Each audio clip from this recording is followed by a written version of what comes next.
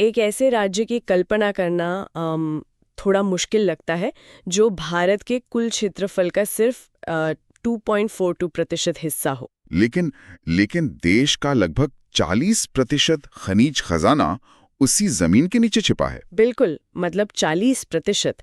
और क्या ये विरोधाभास हैरान करने वाला नहीं है कि जिस राज्य की सबसे ऊंची चोटी आसमान छूती है वो असल में राज्य के सबसे निचले पठार पर स्थित है। ये वाकई में किसी पहेली जैसा लगता है। ऐसा लगता है जैसे प्रकृति ने अपने सारे भौगोलिक नियम इस एक जगह पर आकर पूरी तरह से बदल दिए हों। हाँ, और आज के इस गहन विश्लेषण में हमारे पास इसी पहेली को सुलझाने के लिए कुछ बेहद दिलचस्प नोट्स और नक्शे हैं। आज का जो हमारा मिशन है ना, वो सिर्फ ये जानना नहीं है कि नक्शे पर कौन सी जगह कहाँ है। सही कहा। भूगोल सिर्फ नक्शे पर खींची गई लकीरें नहीं होता। एकदम सही। हमारा लक्ष्य ये समझना है कि यहाँ के पहाड़, नदियाँ, चट्टानें और लाल मिट्टी कैसे यहाँ की संस्कृति, अर्थव्यवस्था और यहाँ की नियति को पूरी तरह से तय करते हैं। तो चलिए इसे थोड़ा खोलकर समझते हैं। मैं जब इन नोट्स को पढ़ रही थी तो मुझे लगा कि ये राज्य भौगोलिक और सांस्कृतिक विरोधाभासों से पूरी तरह भरा हुआ है। अगर हम इन कड़ियों को जोड़ें तो भूगोल किसी भी जगह की आत्मा है। ये वहाँ के लोगों के जीवन की कहानी है, उनके संघर्षों और उनकी सफलताओं का पूरा आधार है। जब हम इन चट्टानों और नदियों को पढ़ते हैं तो हम असल में वहाँ बसने वाले इंसानों का इतिहास पढ़ रहे होते हैं। तो चलिए शुरुआत इन भौगोलिक सीमाओं से ही करते हैं। मैं मैप पर देख रही थी, कर्क रेखा यानी ट्रॉपिक ऑफ कैंसर इस राज्य को बिल्कुल बीच से काटती है।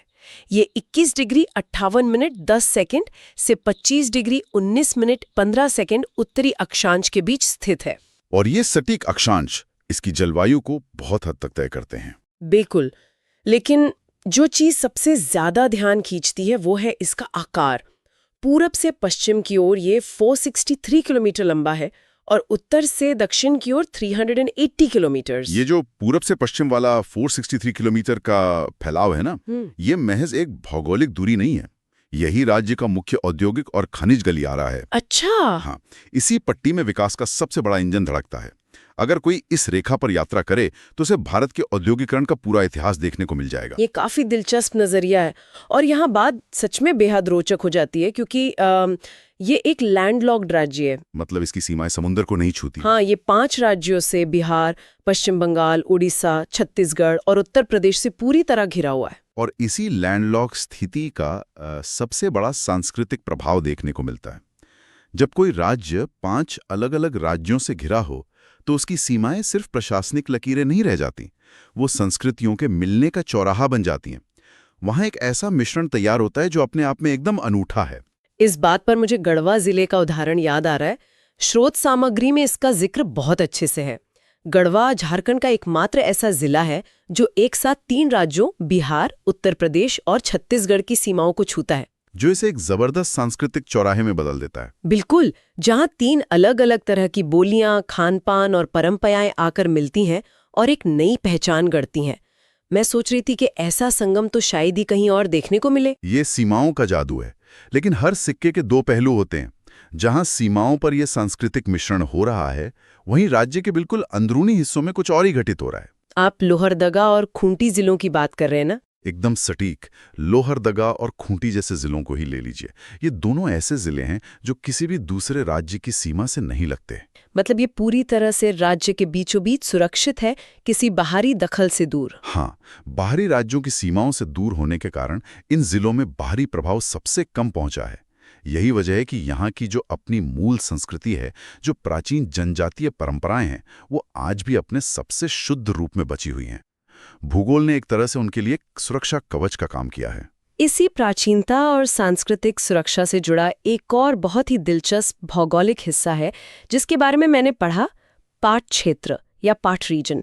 इसे एक समतल पठार बताया गया है जिसकी औसत ऊंचाई 900 मीटर है, जैसे कि नेतरहाट का इलाका जो 1180 मीटर ऊंचा है। नेतरहाट तो अपनी प्राकृतिक सुंदरता के लिए जाना ही जाता है। हाँ, अब ऊंचे पहाड़ों पर समतल जमीन होना अपने आप में खास है, लेकिन ये सिर्फ बॉक्साइट खनिजों का भंडार नहीं है। इस पाट क्षेत्र की जो बात सबसे ज्यादा आकर्षित करती है वो ये है कि ये ऊंचाई और दुर्गम भौगोलिक स्थिति एक प्राकृतिक किले का काम करती है। एक प्राकृतिक किला, ये शब्द बिल्कुल सही बैठता है इस पर। हाँ, हजारों सालों से इस ऊंचे और कटे हुए इलाके ने आदिम जनजातियों को पनाह दी है। बाहरी दुनिया का दखल या न के बराबर रहा, जिसके कारण इन आदिम जनजातियों की प्राचीन जीवन शैली आज भी आबाद है। ये सिर्फ एक पहाड़ नहीं है, ये एक सांस्कृतिक तिजोरी है। तो इन सब बातों का जमीनी स्तर पर क्या असर पड़ता है? इसका मतलब ये है कि जमीन के ऊपर का भूगोल तो कमाल का है ही, लेकिन असली जादुई दुनिया उस कहानी में है जो जमीन के नीचे दबी है। और वो साल पुरानी कहानी जो इस राज्य को रत्नगर्भा बनाती है। रत्नगर्भा, ये सच में एक बेहद खूबसूरत शब्द है ना? हाँ, इसका मतलब है वो भूमि जिसके गर्भ में रत्न या खजाना छिपा हो। ये नाम इस जमीन के भूगर्भिक इतिहास को पूरी तरह से सार्थक करता है। जरा इस आंकड़े पर गौर करते हैं। राज्य का 90% हिस्सा आर्कियन चट्टानों से बना है। इसे ना एक सैंडविच की एनोलॉजी से समझना सबसे आसान होगा। सैंडविच की एनोलॉजी? हाँ, मान लीजिए कि अरबों साल पहले धरती पर बहुत उथल-पुथल हो रही थी। उस समय ग्रेनाइट, नीस और धारवाड़ क्रम की चट्टानें दबती और मुड़ती गईं, बिल्कुल एक सैंडविच की परतों की तरह। और उन्हीं परतों के बीच में लोहे, तांबे और सोने जैसे पिघले हुए खनिज आकर जम गए। और ये कोई मामूली सैंडविच नहीं है। कोल्हान की पहाड़ियों में मौजूद लौह अयस्क की श्रृंखला इसी आर्कियन काल की देन है। ये अरबों साल पुरानी है और भारत की सबसे समृद्ध लोहे की पट्टियों में से एक है, जिससे पूरा देश चलता है। बिल्कुल। आज जिस जमशेदपुर के टाटा स्टील प्लांट की हम बात करते हैं और जिस पर गर्व करते हैं, उसकी असली नींव किसी आजाद भारत के कारखाने में नहीं, बल्कि जमीन के नीचे मौजूद इन्हीं अरबों साल पुरानी चट्टानों में रखी गई थी। ये सैंडविच वाली बात इसलिए भी दिलचस्प है क्योंकि अगर हम उस 90% हिस्से को देखें जहां आर्कियन चट्टानें हैं, तो उसके ठीक ऊपर एक बहुत बड़ी भौगोलिक चुनौती भी खड़ी है। आप लाल मिट्टी की बात कर रही हैं? हाँ, जमीन के नीचे तो बेशकीमती खनिज हैं, लेकिन उसी 90% हिस्से के ऊपर लाल मिट्टी बिछी हुई है। लाल मिट्टी, जैसे हम लेटराइट भी कहते हैं, इस मिट्टी में पोषक तत्वों की भारी कमी होती है। और क्योंकि ये पठारी इलाका है, तो ढलानों पर बारिश का पानी तेजी से बहता है, जिससे मिट्टी का कटाव, जिसे हम सॉइल इरोजन कहते हैं, एक बहुत बड़ी समस्या बन जाता है। जिससे खेती करना यहाँ किसी तपस्या से कम नहीं रह जाता। बिल्कुल, किसानों को हर फसल के लिए इस कठोर जमीन से लड़ना पड़ता है। एक तरफ प्रकृति ने बेहिसाब दौलत दी है, तो दूसरी तरफ अन्न उगाने के लिए कड़ी परीक्षा भी ली है। ये विकास और जीवन का एक बहुत बड़ा विरोधाभास है। खनिजों ने उद्योग दिए, लेकिन लाल मिट्टी ने कृषि को एक कड़ा संघर्ष बना दिया। लेकिन हमें उस बाकी बचे 10% हिस्से को भी नजरअंदाज नहीं करना चाहिए, जो अपने आप में अद्भुत है। हाँ, वो 10% हिस्सा 3 अलग-अलग तरह के खजाने अपने अंदर समेटे हुए हैं। पहला है गोंडवाना क्रम की चट्टानें, जो कोयले के लिए मशहूर हैं। सही कहा। ये दामोदर घाटी, गिरिडीह और राजमहल के इलाकों में मिलती है और इनमें कोयले की मोटी परतें दबी हैं। ये राज्य का और एक तरह से पूरे देश का ऊर्जा खजाना है। दूसरा है विंध्यन चट्टानों का क्रम, जो गढ़वा में मिलता है। गढ़वा वही जिला जो 3 राज्यों से लगता है। हाँ, वही। यहाँ विंध्यन क्रम में चूना पत्थर और बलुआ पत्थर भारी मात्रा में है, जो पूरे निर्माण और सीमेंट उद्योग की रीढ़ है। और तीसरा खजाना वो है जो जीवन देता है, नवीनतम जलोढ़ मिट्टी, या जिसे अलूवियल सॉइल कहते हैं, जो नदियों के किनारे मिलती है। बिल्कुल, सोन, स्वर्ण रेखा और पूर्वी राजमहल के निचले हिस्सों में नदियों द्वारा बिछाई गई ये उपजाऊ मिट्टी कृषि का मुख्य आधार है। लाल मिट्टी की चुनौती के बीच ये जलोढ़ मैदान किसी वरदान जैसे हैं, जहां खेती लहलहाती है। इस भौगोलिक बुनावट में नोट्स में राजमहल ट्रैप का भी एक खास जिक्र आता है। करोड़ों साल पहले दरारों से लावा निकला और सीढ़ियों की तरह जम गया। आज वही लावे से बनी चट्टानें मौसम की मार सहकर टूटती हैं और बॉक्साइड तथा लेटराइट मिट्टी में बदल जाती हैं। ये सोचने वाली बात है कि कैसे एक विनाशकारी ज्वालामुखी का लावा समय के साथ एक आर्थिक संसाधन बन जाता है। एल्यूमिनियम बनाने के लिए बॉक्साइड आज की दुनिया की एक बड़ी जरूरत है। ये प्रकृति की एक अद्भुत रिसाइकलिंग प्रक्रिया है। सही कहा। पहाड़ों और चट्टानों की इस कठोर दुनिया के बाद चलिए अब उस 3D कैनवस को विस्तार से देखते हैं, जिसने यहाँ के परिदृश्य को आकार दिया है। ये पूरा इलाका असल में विशाल छोटा नागपुर पठार का हिस्सा है, जिसकी औसत ऊंचाई 760 मीटर है। लेकिन इसे एक सपाट में समझने की भूल नहीं करनी चाहिए। बिल्कुल नहीं। इसके कई अलग-अलग स्तर हैं जो इस भौगोलिक 3D पेंटिंग को और भी गहरा बनाते हैं। जैसे कि रांची पठार, जिसकी औसत ऊंचाई 600 मीटर है। इस विशाल समतल पठार की कहानी बड़ी मजेदार है। जब नदियां इसके ऊपर से शांति से बहती हुई किनारों तक पहुंचती हैं, तो अचानक जमीन खत्म हो जाती है और वो एक गहरी खाई में गिरती हैं। और उसका परिणाम होता है शानदार झरने। हाँ, हुंडरू, जोन्हा, ये सभी झरने इसी भौगोलिक अचानकपन का नतीजा है और आज यही पर्यटन अर्थव्यवस्था से सीधे तौर पर जुड़े हुए हैं। ये एक प्राकृतिक भू-आकृतिक घटना है जिसने हजारों लोगों के लिए आजीविका के साधन पैदा कर दिए हैं।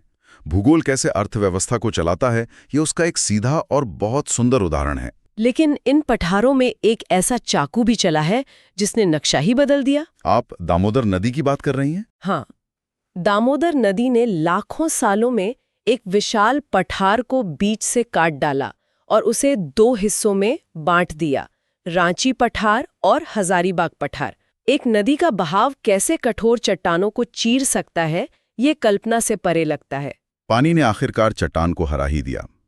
लाखों सालों के निरंतर बहाव ने उस पूरी घाटी का निर्माण किया जिसे आज हम दामोदर भ्रंश घाटी या रिफ्ट वैली के नाम से जानते हैं, और जहां वो सारा कोयला दबा हुआ है। और यहीं पूरे राज्य के भूगोल का सबसे बड़ा रहस्य सामने आता है।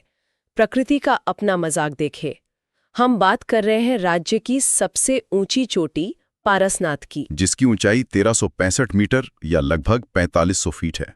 और सबसे हैरानी की बात यह है कि राज्य का ये सबसे ऊंचा शिखर असल में राज्य के सबसे निचले पठारी हिस्से पर मौजूद है, यानी निचला हजारीबाग या गिरिडीह पठार, जिसकी औसत ऊंचाई सिर्फ 450 मीटर है। सोचिए, एक समतल नीची जमीन और उसके बीच में से अचानक एक टावर की तरह आसमान को छूती हुई पारसनाथ की चोटी। ये दृश्य सच में किसी जादू जैसा लगता है। और लोगों का इस जमीन से जुड़ाव भी कम दिलचस्प नहीं है। राजमहल की उन ज्वालामुखी पहाड़ियों को वहां के लोग उनके आकार के हिसाब से बुलाते हैं। हाँ, जो नुकीली हैं उन्हें टोंगरी कहते हैं और जो गुंबद जैसी गोल हैं उन्हें डोंगरी कहते हैं। टोंगरी और डोंगरी ये स्थानीय नाम बताते हैं कि लोगों ने सिर्फ प्रकृति को दूर से देखा नहीं है, बल्कि उसे अपनी भाषा, अपनी लोक कथाओं और अपनी रोजमर्रा की जिंदगी का हिस्सा बना लिया है। और रोजमर्रा की जिंदगी से सबसे ज्यादा जुड़ी होती हैं नदियां। तो चलिए अब इस राज्य के जल तंत्र पर नजर डालते हैं। यहाँ एक बहुत ही गंभीर चुनौती सामने आती है, जिसके बारे में नोट्स में काफी विस्तार से बताया गया है। आप सतह के पानी और भूजल के अनुपात की बात कर रही हैं। बिल्कुल। राज्य में 84% सतही जल या सरफेस वाटर है और केवल 16% भूजल है। ये एक ऐसा आंकड़ा है जो पूरे राज्य के भविष्य को गहराई से प्रभावित करता है। ऐसा क्यों है? इसका जवाब उन 90% आर्कियन चट्टानों में छिपा है जिनकी हमने थोड़ी देर पहले बात की थी। वो सैंडविच वाली चट्टानें? हाँ, वो चट्टानें इतनी कठोर और पुरानी हैं कि वो पानी को सोखती ही नहीं है। उनकी पोरोसिटी न के बराबर है। इसका सीधा सा मतलब है कि पानी जमीन के अंदर जाने के बजाय ढलानों से तेजी से बह जाता है। नतीजा ये है कि लगभग सारी नदियां बरसाती हैं। ये मानसून पर निर्भरता की एक बहुत बड़ी चुनौती खड़ी करता है। जब बारिश होती है तो नदियां लबालब भर जाती हैं, बाढ़ जैसी स्थिति बन जाती है, और गर्मियों में वही नदियां सूखकर सिर्फ रेत का मैदान बन जाती हैं। नदियों का ये उग्र स्वभाव राज्य के कृषि और उद्योग दोनों के लिए एक बड़ी परीक्षा है। बिना पानी को स्टोर किए आप न तो खेती कर सकते हैं और न ही कारखाने चला सकते हैं। और अगर हम इन नदियों के पैटर्न को समझें तो इन्हें बहने की दिशा के आधार पर बांटा जा सकता है। पहला समूह है उत्तरवर्ती नदियां, जो गंगा की ओर जाती हैं। इनमें सबसे प्रमुख है सोन नदी। ये मध्य प्रदेश से आने वाली 784 किलोमीटर लंबी एक तरह की मेहमान नदी है। मेहमान नदी, ये शब्द बड़ा सटीक है। ये मेहमान इसलिए है क्योंकि ये राज्य की सीमा से होकर गुजरती है और अपने साथ उपजाऊ मिट्टी लेकर आती है।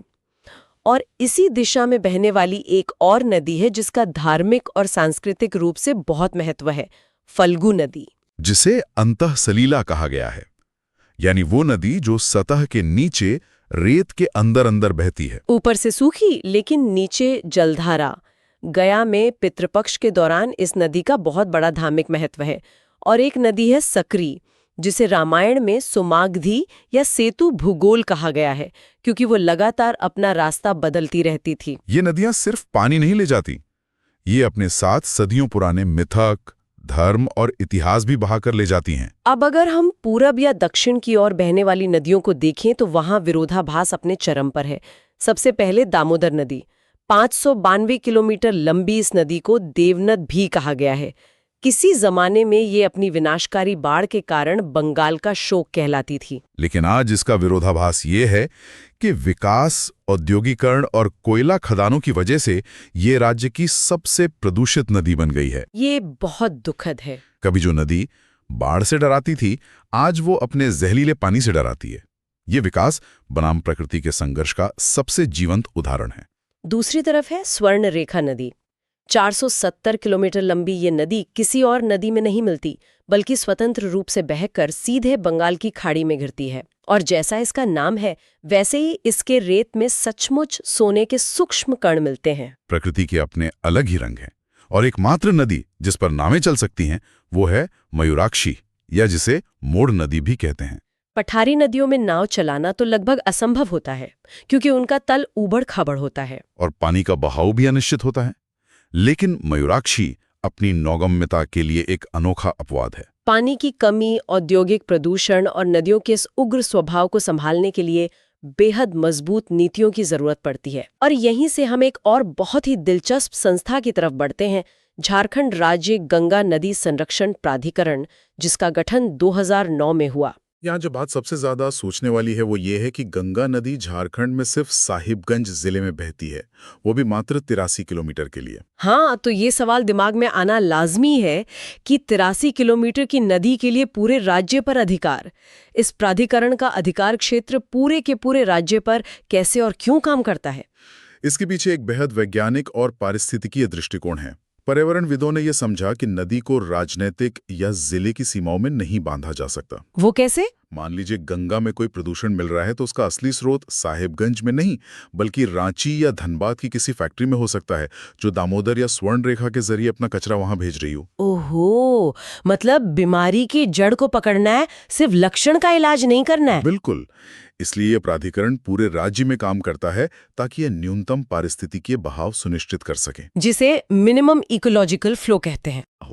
और सबसे बड़ी बात, राज्य के मुख्यमंत्री खुद इसके अध्यक्ष हैं, जिससे इस संस्था को भूमि अधिग्रहण से लेकर जल पुनर्चक्रण तक के कड़े फैसले लेने की बहुत बड़ी प्रशासनिक ताकत मिलती है। ये नीतियों का एक बहुत ही व्यवहारिक रूप है। यह नीतियों का चरम रूप है, लेकिन प्रकृति के पास अपने खुद के चरम रूप है।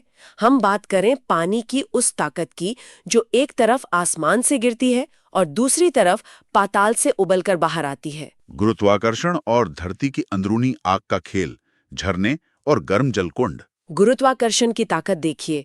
बूढ़ा घाघ या लोधा घाघ झरना, जो राज्य का सबसे ऊंचा झरना है, उत्तरी कोयल नदी पर यह 137 मीटर की ऊंचाई से नीचे गिरता है। 137 मीटर, ये बहुत ऊंचा है। और हुनरू झरना 74 मीटर ऊंचा है। और जोन्हा, जिसे गौतम धारा भी कहते हैं, क्योंकि मान्यता है कि गौतम बुद्ध ने वहां स्नान किया था। इसके अलावा रजरप्पा, जहां दामोदर और भैरवी नदियां आपस में मिलकर एक अद्भुत दृश्य बनाती हैं। ये झरने ऊंचाई और ढलान का नतीजा हैं, लेकिन गर्म जलकुंड धरती की अंदरूनी आग का सबूत हैं। और भारत का सबसे गर्म जलकुंड इसी राज्य में हजारीबाग में है सूरज कुंड। इसका तापमान 88 डिग्री सेल्सियस या लगभग 190 डिग्री फ़ारेनहाइट है।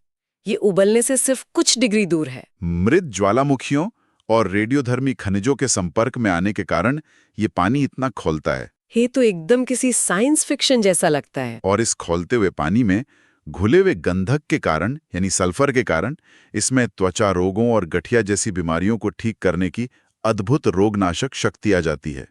ये सिर्फ एक प्राकृतिक अजूबा नहीं है, बल्कि एक प्राकृतिक औषधालय भी है। तो अब समय आ गया है इस पूरी चर्चा को समेटने का। इन तमाम नक्शों, नदियों के रास्तों और पहाड़ों की ऊंचाइयों ने हमें ये बताया है कि ये सिर्फ एक साधारण भौगोलिक भूभाग नहीं है। ये एक ऐसा राज्य है जो भारत के कुल क्षेत्रफल का मात्र 2.42% होने के बावजूद बहुत बड़ी जिम्मेदारी निभा रहा है। चाहे वो अपने जंगलों में देश का 3.15% कार्बन स्टॉक समेटे रखना हो या देश का मुख्य ऊर्जा और खनिज इंजन बनना हो, इसका प्रभाव इसके आकार से कई ज्यादा बड़ा है। एक ही राज्य के सीमाओं के भीतर उबलते हुए जलकुंड भी हैं और आसमान से गिरते विशालकाय झरने भी। यहाँ स्वर्ण रेखा जैसी स्वतंत्र नदियां भी हैं और पाट क्षेत्र के ऊंचे पठार भी, जिन्होंने सदियों से आदिम संस्कृतियों को एक सुरक्षित पनाह दी है। ये एक ऐसा 3D लैंडस्केप है जहां हर पत्थर, हर लाल मिट्टी के कण और पानी की हर बूंद की अपनी एक कहानी है। और ये कहानी हमें सिखाती है कि प्रकृति कितने बेहतरीन तरीके से चीजों का संतुलन बनाती है, लेकिन ये संतुलन बेहद नाजुक भी होता है। इंसान का एक गलत कदम और लाखों साल की ये भौगोलिक व्यवस्था बिगड़ सकती है। इसी नाजुक संतुलन से जुड़ा एक बहुत ही गहरा सवाल है जो इन नोट से उभर कर आता है। आज हमने देखा कि झारखंड का पूरा भूगोल बरसाती नदियों और 84% सतही जल पर टिका हुआ है, क्योंकि यहाँ की कठोर आर्कियन चट्टानें पानी को जमीन के अंदर रिसने ही नहीं देती। पानी सहेजना यहाँ सबसे बड़ी चुनौती है। ऐसे में ये सोचने वाली बात है कि भविष्य में जब जलवायु परिवर्तन के कारण मॉनसून का मिजाज और भी ज्यादा अनिश्चित हो जाएगा, कभी बाढ़ कभी सूखा, तो ये रत्नगर्भा राज्य अपनी प्यास कैसे बुझाएगा? ये एक बहुत ही गंभीर विषय है। क्या आने वाले दशकों में इस भूमि के लिए सबसे कीमती रत्न कोयला, यूरेनियम या लोहा नहीं, बल्कि पानी की एक एक बूंद बन जाएगी? यह एक ऐसा सवाल है जो सिर्फ इस राज्य के लिए नहीं, बल्कि पूरी मानवता के लिए एक खुली चुनौती है। इसी विचार और इस अद्भुत भौगोलिक यात्रा के साथ आज के इस गहन एनालिसिस को